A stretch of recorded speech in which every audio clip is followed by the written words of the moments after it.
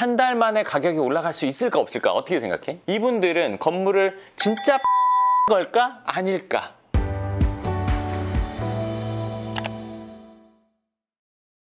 반갑습니다. 오늘도 강남 건물 꼬마 빌딩 내지는 강남의 건물에 대해서 이야기를 할 건데, 이게 지난번 영상 찍고 마지막에 질문을 하고 오늘 이제 답변을 해드리는 건데, 자, 첫 번째 질문.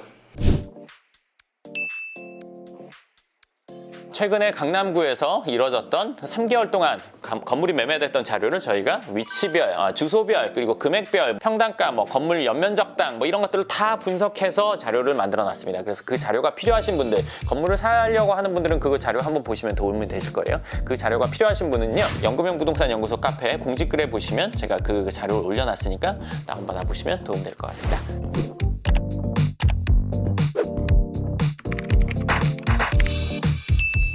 건물이 한 달 만에 가격 변동이 생길 수도 있을까요? 한 달 만에 가격이 올라갈 수 있을까 없을까? 어떻게 생각해? 보기 힘들다, 네. 드물다. 드물다.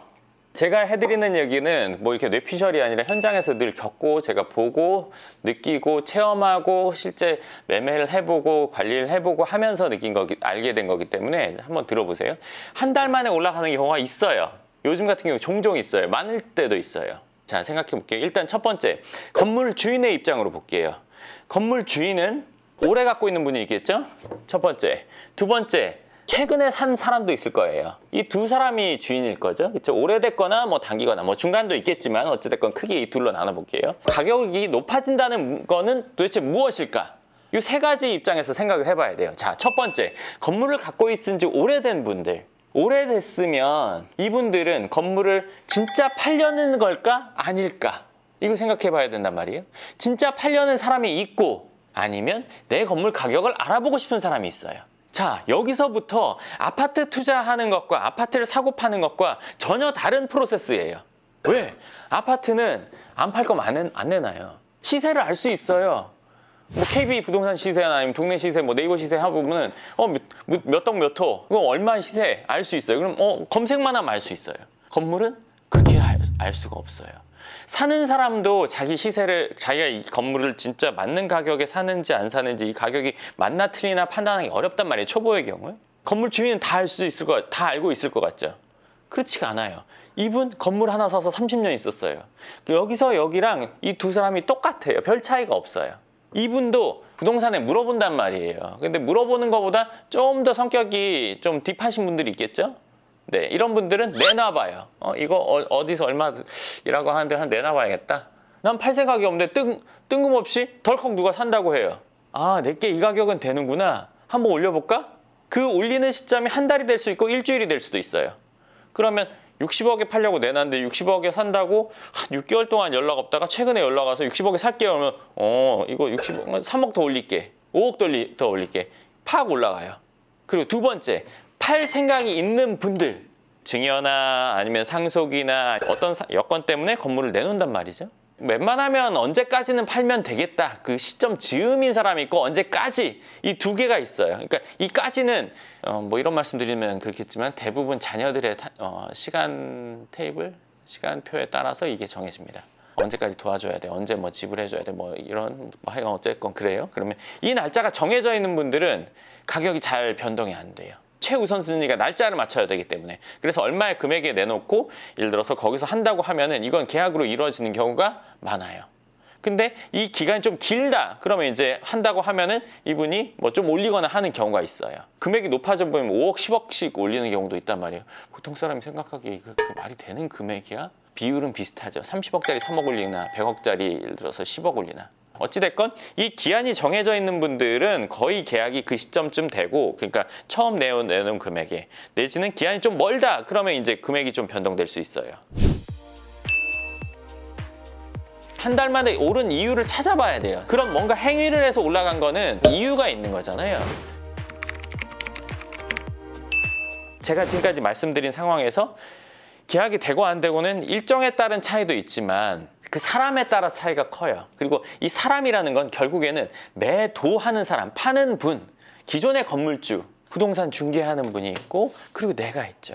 이 세 사람이 어떻게 얘기가 이루어지냐에 따라서 계약이 되기도 하고 깨지기도 해요. 100억에 냈다고 칠게요. 이분이 확실히 살 사람 저 같은 사람한테 연락을 했어요. 가서 보니까 괜찮아요. 그래서 계약을 한다고 했어요. 오전에 연락 왔어요. 오전에 가서 보고 산다고 했어요. 오전에 연락하죠. 어떻게 될까요? 계약 안 돼요. 바로 산다고 이거 싼가 보다. 다 누구나 그렇게 생각해요.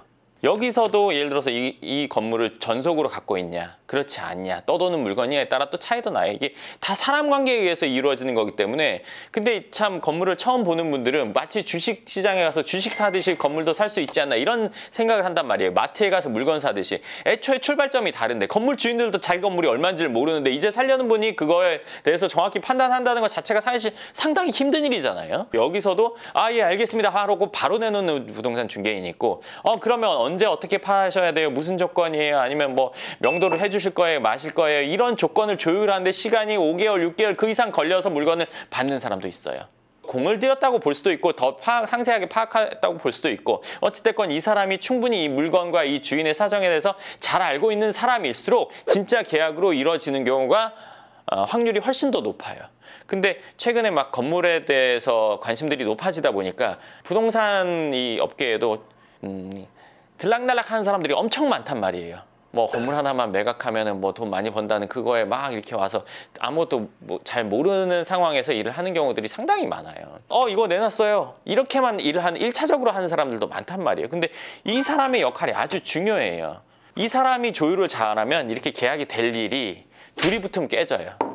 그러니까 쉽게 말하면 무릎에서 연골이 없으면 무릎 다 작살날 거 아니에요. 그거나 똑같아. 연골과 같은 역할을 제대로 하는 연골이 있고 제대로 못하는 연골이 있고 부드러운 연골, 딱딱한 연골 뭐 다 다를 거 아니에요. 사람마다. 이 중개인의 역할도 똑같아요.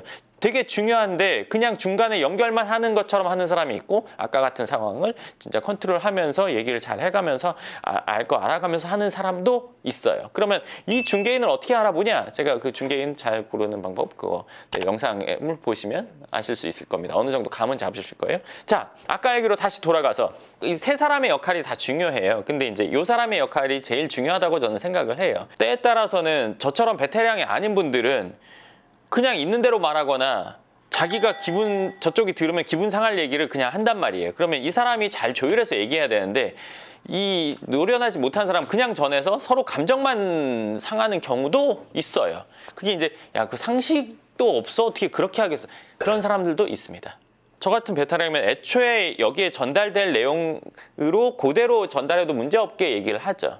근데 그렇지 않은 경우에는 이제 엉뚱하게 말도 안 되는 상황이 내지는 조건이 잘 말하면 조율이 될 수도 있는 건데 조율이 안 되고 내지는 이 사람은 단지 매각만 되면 뭐 계약서만 쓰면 중개료를 받으니까라는 생각으로 일을 하는 사람도 있긴 해요. 책임감 있는 분들도 물론 있죠. 그리고 또 하나 볼 게 가격이 올라간다는 건 과연 뭘까요?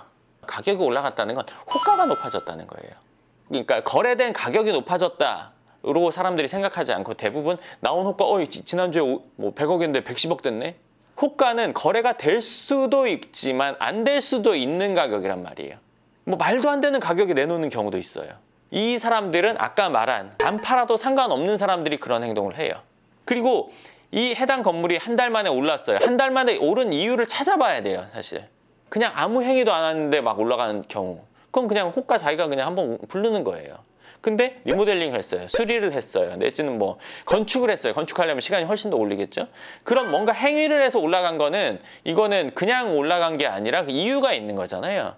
그렇기 때문에 한 달 만에 호가가 변화될 수 있지만 그 변화되는 일이 엄청 많지만 진짜 팔려고 내놓은 매물인지 아니면 자기 가격을 알아보고 싶어서 내놓은 건지 아니면 어떤 행위를 해서 가격이 높아진 건지를 봐야 되는 거죠. 그리고 최근같이 한 달 만에 이렇게 올라가는 경우들은 뭐 과거 10몇 년, 20년 동안은 2년 정도의 호가가 막 올라가지는 않았었어요. 근데 최근에 관심이 많아지다 보니까 호가를 이제 올리고 그냥 보는 분들도 있더라고요. 근데 이게 참 그런 게 제가 보기엔 말도 안 되는 가격인데 그걸 또 거래가 돼요. 그러니까 그거는 뭐 중고차 시장에도 잘못 사는 분들 뿐만 아니라 뭐 물건을 사더라도 비싸게 사는 사람들이 있잖아요. 건물은 이제 비싸게 사면 뭐 몇백만 원, 몇천이 아니라 뭐 몇 억에서 몇십억 막 이렇게 비싸게 사기도 하니까 그래서 그 부분을 한번 잘 생각해 보시고 두 번째 질문 있습니까?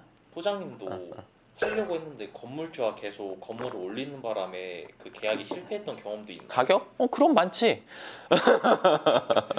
맞습니다. 여러 번 있습니다. 막 그 건물이 팔려서 지금 뭐 공사되고 있는 데도 있고 뭐 이미 다 지어진 데도 있고 뭐 다양하게 있지만 볼 때마다 조금 아쉽긴 하지만 내 거 아니었다 이렇게 생각합니다. 왜냐하면 충분히 노력을 하고 안 됐을 때는 그렇게 하는 게 맞는데 저기서 다 만들어져서 내 코앞에 오길 바라는 사람들이 있어요. 맥도날드 가서 돈 주면 바로 주는 빅맥같이 생각하는 분들이 있는데 그런 건 나랑 인연을 따지기보다는 내가 그냥 안 하는 거거든요. 근데 전 할 짓을 난 다 해요. 거기서 뭔가 문제가 생겨서 안 되는 거는 뭐 어쩔 수 없죠. 저걸 샀다면 뭔가 문제가 있을지 않았을까? 안 사길 잘했지 않았을까? 뭐 이렇게 위안을 삼습니다. 안 그럼 어쩔 거예요? 네, 그러면 건물 가격이 한 달 만에 이렇게 올라가는 경우에 대해서 속속들이 한번 이야기를 해봤습니다. 그리고 이 시리즈의 다음 영상은요, 건물을 보면서 일어날 수 있는 일들, 그리고 보면서 어떤 것들을 봐야 되는지, 물론 제가 연구병 부동산 연구소 카페에 그 리스트를 해놨지만 그거를 좀 더 현실에서 제가 일어나는 내용들로 한번 하겠습니다. 네, 그럼 오늘 영상 여기까지 하겠습니다. 감사합니다.